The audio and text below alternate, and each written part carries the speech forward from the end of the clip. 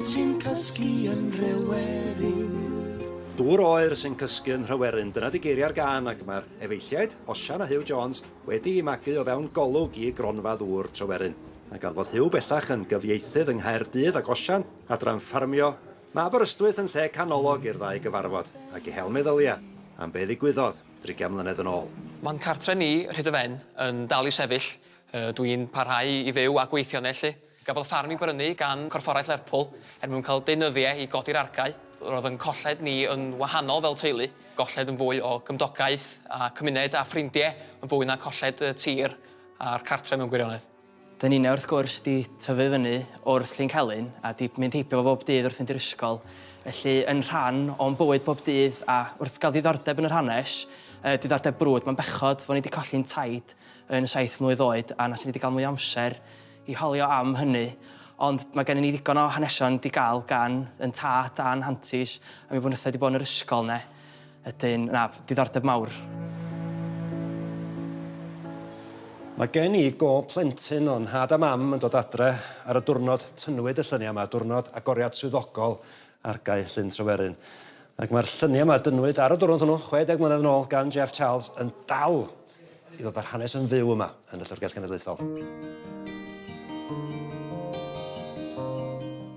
Mi oedd Geoff Charles yn ffoto newyddiadurwr, oedd yn gweithio'n bennaf i'r Cymro yn y 50au, 60au.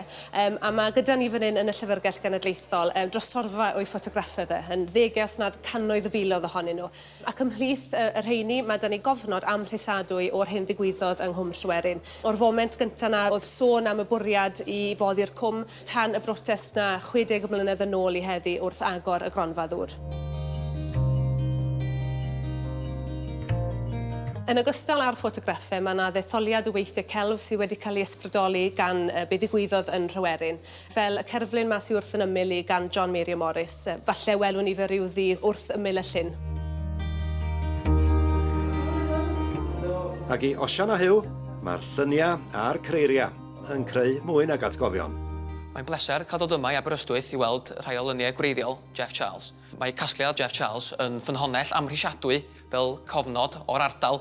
Un peth ydy cael hanes yr ardal ar gof ac ar lafar ac hefyd yn ysgrifenedig, ond yn sicr mae gweld y lluniau a'r ffotograffiau yn cyfoethogi yr hanes yn sicr. Dyn ni'n ffodus iawn fod gen ni rei gen y teulu'n hunain fod Geoff Charles di tynnu o'r teulu yn Rhyddyfen. Mae gen ni lun o'n taid a nain yn y gegin. Llun o'n taid efo'r delyn oedd wedi greu, a llun dyn ni'n falch iawn ohoni, ydy llun o'r cyfarfod ola yn yr ysgol, a mae'n tad yn hunain yn 19 mis oed wedi cael ei blancio yn y rhes hefyd, fel bod o'n cael ei gynnwys.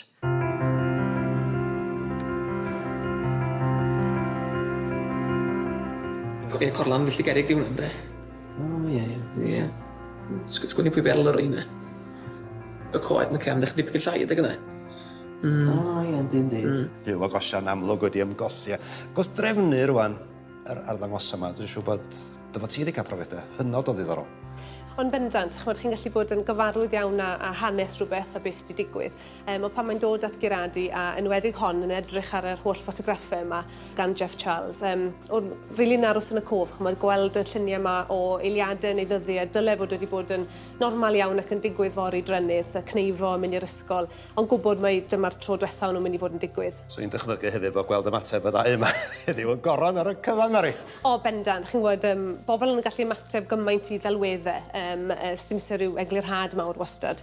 A oedd hyfryd gallu cerdded rownd gyda nhw a weithio'n pwyntio mas rhyw le neu rhyw berson oedd yn rhan go iawn real o'i teulu nhw. Ac yn atgoffa dyn mae hanes byw iawn i hwn, a nid jyst rhywbeth ddigwyddodd yn bell yn ôl.